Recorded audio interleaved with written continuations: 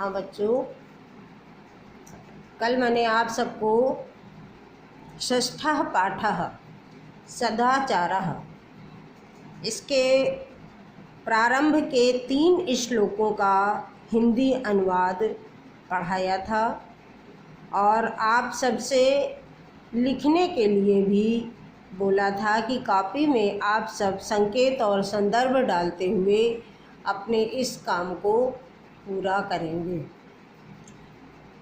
यदि आपका कहीं छूट गया हो तो मैं आज फिर से इसको बता देती हूँ और बताते हुए आगे चौथा श्लोक प्रारंभ करूँगी। तो सबसे पहला, आलस्यम ही मनुष्याणां शरीरस्थो महान् रिपुः नास्ति उद्यम समो बन्धु कृत्वा यं नावसीदति। आलस्यम ही मनुष्याणाम यानी मनुष्य के शरीर में स्थित आलस्य ही महान रिपु सबसे बड़ा शत्रु होता है। मनुष्य के शरीर में स्थित आलस्य ही उसका सबसे बड़ा शत्रु होता है। ना अस्ति उद्यम समो बंधु, परिश्रम के समान कोई बंधु नहीं है। यम कृत्वा यानी परिश्रम को करके नावसीदति, मनुष्य दुखी नहीं होता है। स्वकार्यम अधिकुर्वीत, स्व माने आने वाला कल, आने वाले कल का कार्य आज कर लेना चाहिए। अद्य माने आज, कार्य माने कार्य, कुर्वीत माने करना चाहिए। आगे आने वाले यानी कल के कार्य को आज कर लेना चाहिए। पूर्वाह्ने चापराह्निकम, और दोपहर के बाद करने योग्य कार्य को दोपहर से पहले कर लेना चाहिए। नहीं प्रतीक्षते मृत्यु, मृत्यु प्रतीक्षा नहीं करती है। कृतमस्य न वा कृतम, कि कार्य किया गया है अथवा नहीं किया गया है। तीसरा श्लोक है, सत्यम ब्रूयात प्रियम ब्रूयात न ब्रूयात सत्यम अप्रियम, प्रियम चा नानृतम ब्रूयात ऐसा धर्म सनातनः। सत्य बोलना चाहिए, सत्य माने सत्य, ब्रूयात माने बोलना चाहिए, सत्य बोलना चाहिए। प्रियम ब्रूयात, प्रिय बोलना चाहिए। न ब्रूयात नहीं बोलना चाहिए। क्या? सत्यम अप्रियम यानी अप्रिय सत्य नहीं बोलना चाहिए। प्रियम चा न अनृतम ब्रूयात, अनृतम माने झूठ, प्रियम माने प्रिय, ना माने नहीं, ब्रूयात माने बोलना चाहिए, यानी झूठ प्रिय नहीं बोलना चाहिए। ऐसा धर्मः सनातनः, यही सनातन धर्म है। इस तरीके से मैंने इन 3 श्लोकों का अर्थ आप सबको कल अच्छी तरह पढ़ाया था, इसलिए आज मैंने बहुत साधारण हल्के से उसकी हिंदी बताते हुए मैं आगे चौथे श्लोक पर पहुंच रही। चौथा श्लोक है हमारा, सर्वदा व्यवहारे स्यात् औदार्यम सत्यता तथा ऋजुता मृदुता चापि कौटिल्यम न कदाचन। सबसे पहले शाब्दिक अर्थ आप सब समझ लें। सर्वदा माने सदैव, व्यवहारे माने व्यवहार में, स्यात् माने होना चाहिए, औदार्यम माने उदारता, सत्यता माने सत्यता, तथा माने और। ऋजुता माने होता है सरलता, मृदुता माने कोमलता, चापी इसको विच्छेद करेंगे तो चा प्लस अपि, चा माने और, अपि माने भी। कौटिल्यम माने कुटिलता, ना माने नहीं, कदाचन माने कभी भी। सर्वदा माने सदैव, व्यवहारे माने व्यवहार में, सदैव व्यवहार में उदारता तथा सत्यता होनी चाहिए। सदैव व्यवहार में उदारता तथा सत्यता होनी चाहिए। ऋजुता माने सरलता, मृदुता माने कोमलता।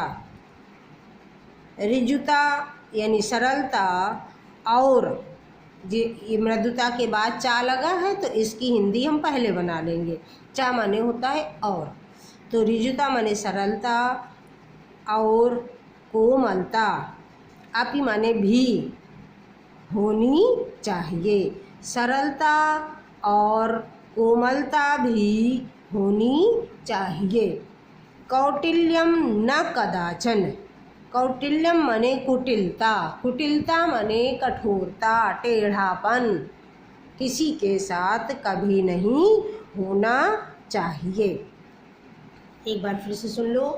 सर्वदा व्यवहारे स्यात्, सदैव व्यवहार में। उदारता, औदार्य माने उदारता, सत्यता माने सत्य, सत्य बोलना होता है वही सत्यता है। तो सदैव व्यवहार में उदारता तथा सत्यता होनी चाहिए। सरलता और कोमलता भी होनी चाहिए। कुटिलता कभी भी व्यवहार में नहीं होनी चाहिए। श्रेष्ठम जनम गुरुम चापि मातरम पितरम तथा मनसा कर्मणा वाचा सेवेत सततम सदा। श्रेष्ठम जन्म, श्रेष्ठम जन्म माने होता है जो श्रेष्ठ लोग होते हैं, जो सज्जन लोग होते हैं, गुरुजन लोग होते हैं, श्रेष्ठ जन, जो श्रेष्ठ महान लोग होते हैं, बड़े लोग होते हैं। गुरुम यानी गुरु, मातरम पितरम तथा, तथा माता और पिता। श्रेष्ठ जन और गुरु तथा माता पिता की मनसा कर्मणा वाचा, मनसा माने मन से, कर्मणा माने कर्म से, वाचा माने वाणी से, सेवेत माने सेवा करनी चाहिए, सततम माने निरंतर, सदा माने सदैव। निरंतर माने लगातार, लगातार सदैव सेवा करनी चाहिए। एक बार फिर से इसको अच्छे से सुनते हैं। श्रेष्ठ जन्म गुरु मातरम च, श्रेष्ठ जन्म माने सज्जन लोग, जो श्रेष्ठ लोग हैं, श्रेष्ठ लोग अपने बड़े, अपने से जो बड़े लोग हैं उनकी, अपने से जो बड़े लोगों की, गुरुम चापी और गुरु की, मातरम पितरम तथा और तथा माता और पिता की, मनसा कर्मणा वाचा हमेशा, हमेशा यानी सदा, सदा माने हमेशा, मन से, कर्म से और वाणी से निरंतर सेवा करनी चाहिए। एक बार फिर से सुनो। सदा माने हमेशा, सततम माने निरंतर, सेवेत माने सेवा करनी चाहिए, मनसा माने मन से, कर्मणा माने कर्म से, वाचा माने वाणी से। श्रेष्ठ जन्म श्रेष्ठ लोगों की, गुरुम चापी और गुरु की भी, मातरम पितरम तथा माता पिता की, मन से, कर्म से, वाणी से, सदैव यानी हमेशा निरंतर सेवा करनी चाहिए। ये नहीं है कि आज कल ही कल नहीं, सदैव माने हमेशा, सदा माने हमेशा, सततम माने लगातार, निरंतर, सेवेत माने सेवा करनी चाहिए। एक बार फिर से। श्रेष्ठ लोगों की, गुरुजनों और माता पिता की हमेशा मन से, कर्म से, वाणी से निरंतर सेवा करनी चाहिए। आगे अगला श्लोक। मित्रेण कलहं कृत्वा न कदापि सुखी जनः इति ज्ञात्वा प्रयासेन तदेव परिवर्जयेत्। मित्रेण माने मित्र से, यहाँ पर तृतीया विभक्ति लगी है। मित्रेण तृतीया विभक्ति लगी होने के कारण यहाँ पर से चिन्ह आ गया। ऊपर भी इनमें तृतीया ही लगी थी, मनसा, कर्मणा, वाचा, ये सब है, मन, वाणी और कर्म से, तो इनमें भी तृतीया थी इसलिए से चिन्ह आ गया था। मित्रेण में भी तृतीया लगी होने के कारण तृतीया विभक्ति का चिन्ह हमारा से होता है, इसलिए मित्रेण। अभी अभी आप सबको कारक और विभक्तियाँ मैंने पढ़ाई थी, तो से चिन्ह होता है, करण कारक होता है, कलहम माने कलह, कृत्वा माने करके, ना माने नहीं, कदापि माने कभी भी, कदापि, कदापि का विच्छेद करेंगे तो कदा प्लस अपि, कदा माने कभी, अपि माने भी, और दोनों को मिला दिया तो कभी भी। सुखी माने सुखी, जनः माने लोग, इति माने इस प्रकार से, ज्ञात्वा माने जानकर, प्रयासेन माने वही इसी तरीके से तृतीया है, प्रयासेन यानी प्रयास से, तदेव, तद प्लस एव, तद प्लस एव, तद माने उससे, परिवर्जयेत माने बचना चाहिए, तदेव यानी उससे, परिवर्जयेत माने बचना चाहिए। प्रयासेन प्रयत्न पूर्वक, ज्ञात्वा माने जानकर, उससे बचना चाहिए। मित्रेण कलहम कृत्वा न कदापि सुखी जनः, मित्रेण सह, मित्र के साथ कलह करके मनुष्य कभी भी सुखी नहीं होता है। मित्र के साथ कलह करके मनुष्य कभी भी सुखी नहीं होता है। मित्र से या मित्र के साथ कलहम माने कलह, कृत्वा माने करके, कदापि माने कभी भी, जनः माने मनुष्य, सुखी ना माने नहीं होता है। मित्र के साथ कलह करके मनुष्य कभी भी सुखी नहीं होता है।